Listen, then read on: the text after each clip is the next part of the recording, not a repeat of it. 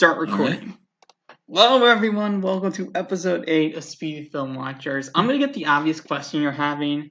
Because last episode I was recommending 3 billboards outside of Missouri. The reason I changed that because no one showed up, so I had to redo applications. Now we got a new podcast member decided the new member pick something. You want to introduce yourself real quick? I think we all do in this podcast. I like movies. So, yeah, I let Harlequin pick, and he picked the Last King of Scotland. Where is everyone else? Whatever. Where do I want to start? So it's this film, which is like a fictional story centered around a real king of Uganda, president of Uganda, rather. I'm being dumb. Where do I want to start? I'm so bad with starting these discussions. I like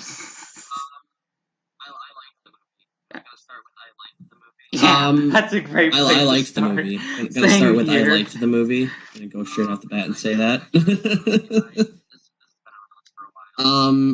I chose this movie. This has been on my list for a while.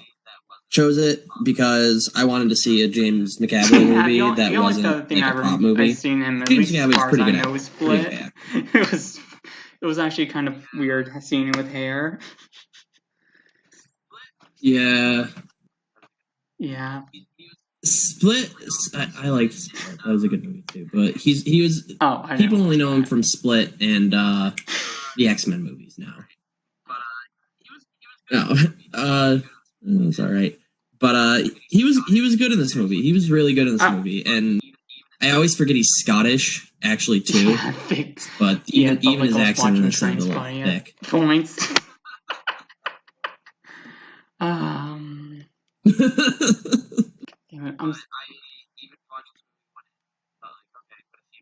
But I even watched this movie one and thought like, okay, I'm going to see a good James McAvoy movie. Yeah, Forrest Whitaker stole the whole show. Anytime he was on screen. That I don't remember.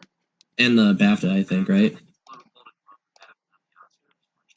I think it was BAFTA. I think it's Golden Globes and BAFTA, not the Oscar, unfortunately. But Forrest Whitaker, every scene of this movie he was in, I thought he was gonna like crush someone's skull, and that got me really freaked out. I was like, this is a crazy man. I want to watch him do something. All right, so and I watched him be president of Uganda. There was actually one quote I actually was thinking entertaining about the entire. Or Tasha said the one about how fear is like. I think I don't get the wording correctly, but it's like how fear is like represent of like being a slave to fear. Yeah, because that's what he felt was. Yeah, because that's what he felt was like his whole life. Yeah, that's actually wow. I actually didn't realize drove him, and then he became the man that fear led into bad decisions, and then fear of the press. Yeah, he used to be poor and afraid, so he became rich and powerful, and that really just like it drove his whole character. As much as he's a fake character and real character, the lines drawn weirdly somewhere that I don't understand completely. The character is fictitious. Yeah, yeah, it's. But he's real, and then some things are real and some things are fake. Yes, historical dramas are weird in that sense, where it's like, yeah, it's a good movie.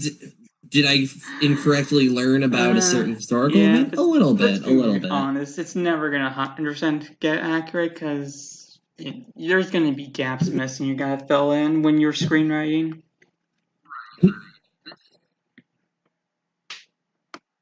Right. This.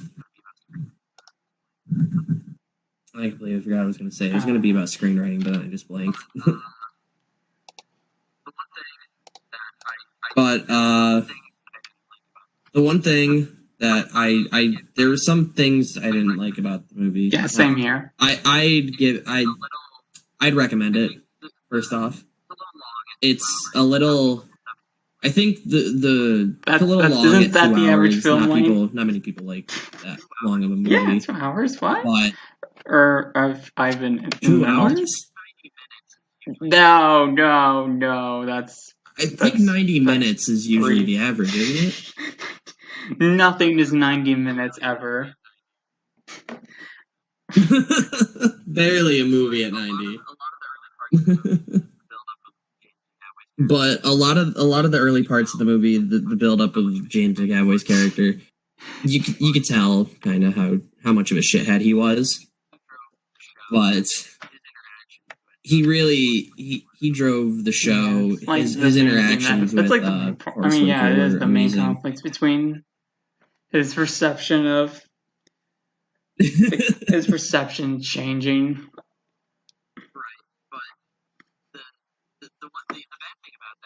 Right, but the bad thing about that is I don't think there were a lot of great performances from other people.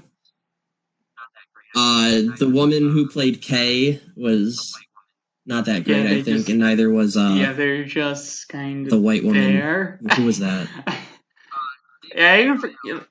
Funny. The second woman, I even forgot she existed until the part where she was in the bus and drove the bus drove. In the back of the bus, and it was supposed to be emotional, but like we don't care for this character. But like it was cool how she like turned away from him, like, oh, there's this guy that gave up on Uganda by serving the president, which seems kind of weird, but she's been through that multiple times apparently. The current leader of Uganda just getting usurped within like 2 years. What else did I have to say? Yeah, I can hear you. I was just thinking. Of what to say next. Am I breaking up? I'm sorry. If you've seen any episodes, we know we're bad at keeping a lengthy discussion. Yeah. Do I have anything else I want to say? You gotta try and keep it going. Oh yeah, I was thinking about if you looked at the Rotten Tomato consensus, I was thinking because they mentioned power and corruption. Actually, I read that and I was thinking about it over the course. Power, especially, because I was thinking about how the president has power over a main character. It kind of shifts. Where you first, okay, let me try to think. I almost said nonsense. Like. First it seems like basically has James McAvoy's character, Dr. power over himself, and then it's Scottish. It doesn't matter.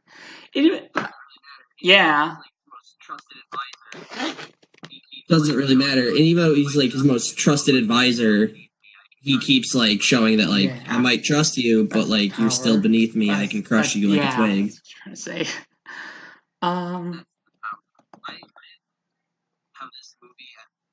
That's the power. How this movie at a lot of moments seemed like a horror film, where you see Forrest Whitaker and you think he's about to just freak out and it's going to turn into a slasher. And the camera work on those moments is really good. There's actually one camera. It goes to kind of that hands-free cam. There was one moment with the camera was on Forrest Whitaker, then the camera just lowered and raised back up. That was so weird. I was like, what? There was a lot of camera options where I think it was weird. A lot of times when they went freehand with the camera, it looked really bad. And then there was the one shot where it's James McAvoy like driving, and it just zooms in and out on his face real quick for no reason, and it was hilarious because he's got like this stern expression on. And then it's a quick, like, snap, zoom in, zoom out, and then it just cuts, and then it's like, what the hell just happened?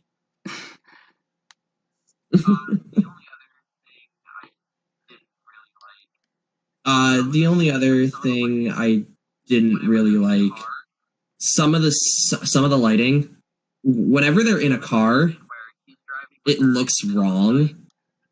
Because there was the one scene where he's driving with her in the middle of the night. Oh, yeah. And it shows right in front of them, like, people kind of, like, walking down the dark street. but it's only illuminated by the headlights. And then you look in, and it's like full moonlight. They're like fully basked in light, and it's like that just looks wrong.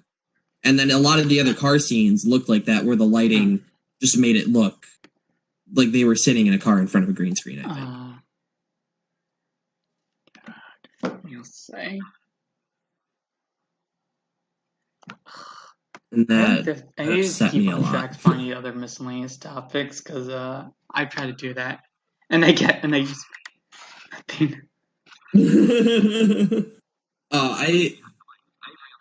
I could talk a while for a movie about a movie I liked. I really liked this one.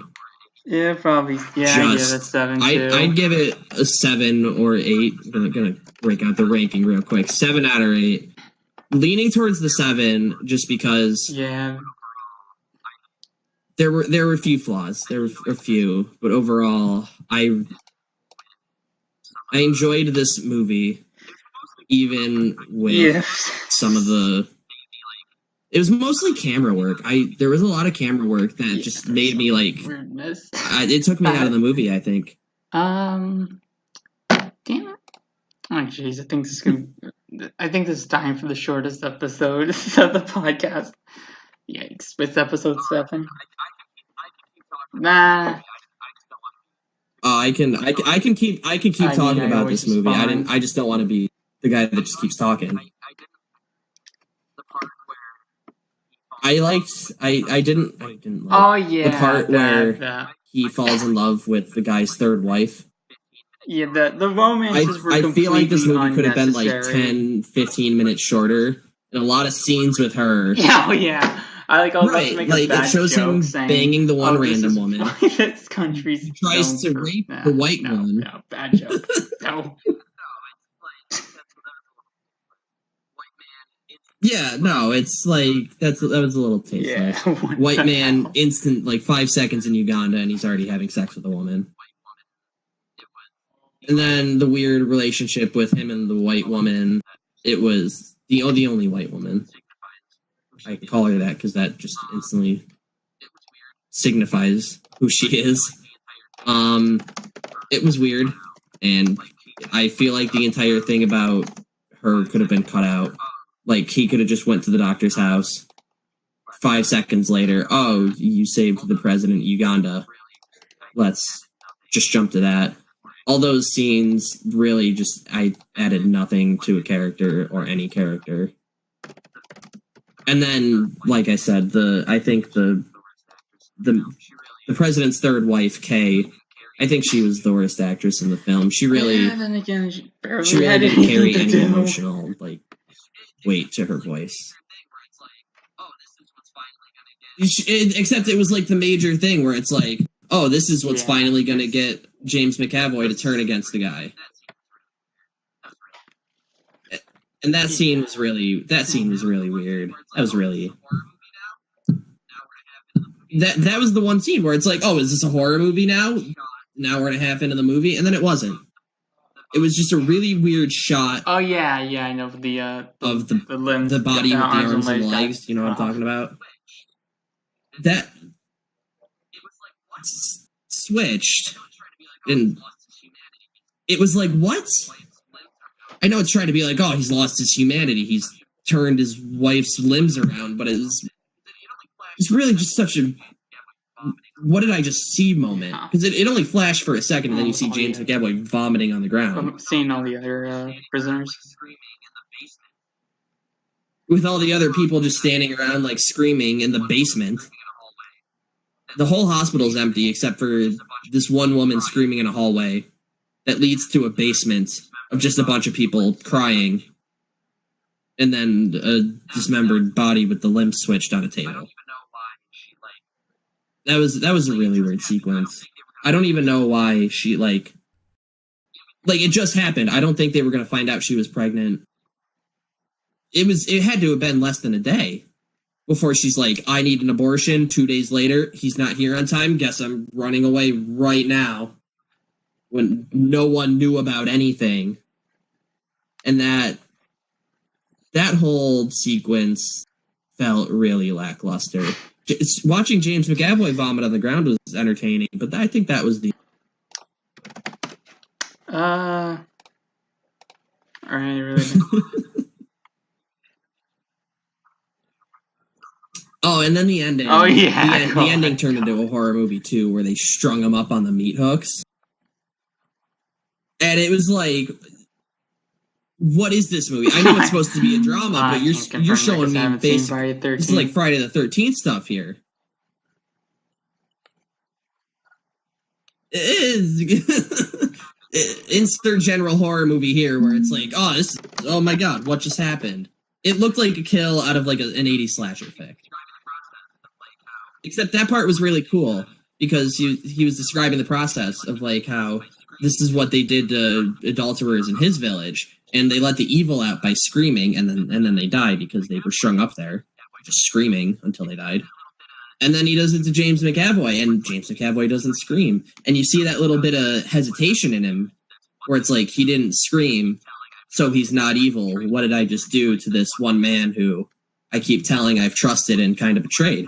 And then he's like, this one man who was the last person on my side up until 5 seconds ago, who wasn't just a complete psychopath, is now he's the most trustworthy man I know, and I just burned his bridge. Mm-hmm. And I thought that I really liked that. Yep. Yeah. I think we're done. I got nothing else to say. Yeah, because only more people are here to just ramble about the movie. Keep up with any good miscellaneous topics with anything else. And it would help if other people show up. Like they. Any miscellaneous. Yeah. Oh yeah, shaky cam. I just wanted to talk about shaky cameras, and it. You could re-edit like some of those things and make a trailer for a really good horror movie that I would go watch, starring James McAvoy and Forrest Whitaker. I think that's what we need. Last King of Scotland is a horror. Like Split. Yeah.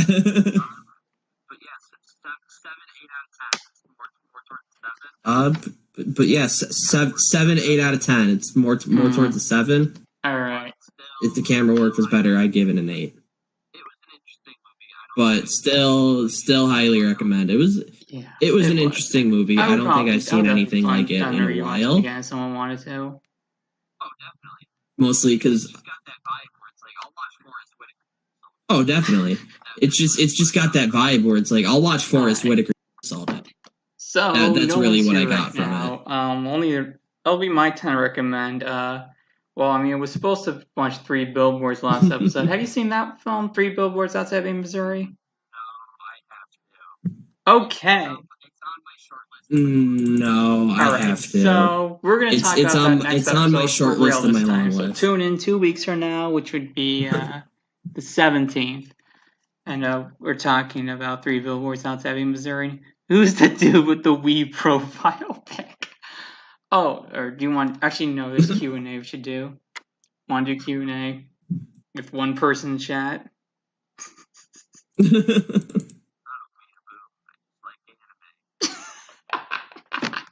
Not a weeaboo. I just like anime.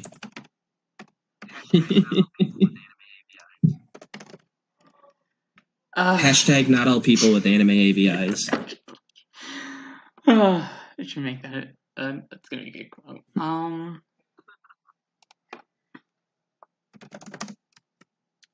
to Q&A. So, guess we're done. Yeah. Alright, so thanks for joining us. Thank you. Alright. And I'll stop recording. 3, 2, 1.